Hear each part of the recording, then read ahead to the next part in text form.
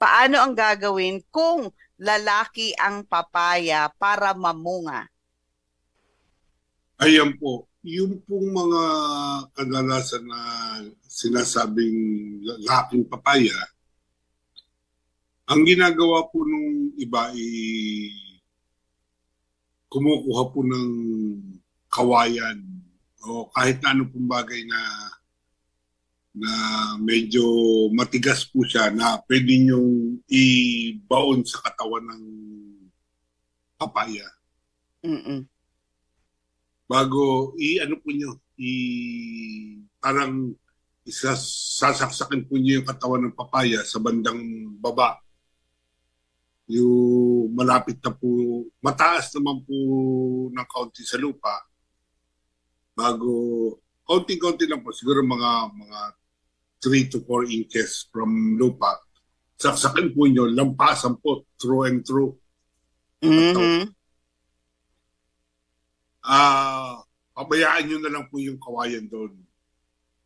Bago yung ano po, makikita nyo na lang po, mabubungan na lang po.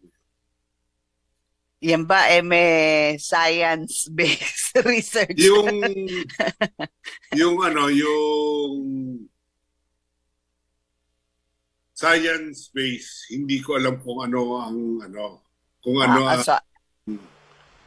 ang theory doon, yung Okay. pero nagawa ko na. Experience. Ayan, Nagawa. experience. Kaya nga lang, yung isang puno lang yung nagagawa ko pero namunga. Okay, namunga naman.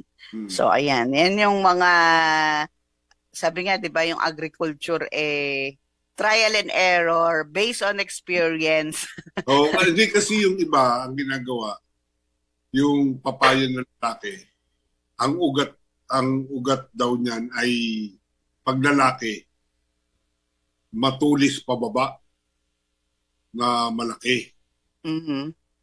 Ang ginagawa nung iba, ina-uproot maliit pa, yung ano pa lang, seedlings pa lang, Mm-mm. bago pinuputol, bago Okay. itanim ulit, Mm-mm. nagiging babae daw, Mm-hmm. nakabunga daw. Pero hindi Okay. pa rin yun ang hindi ko pa nagagawa. Nasubukan. Ah. Okay. Sige.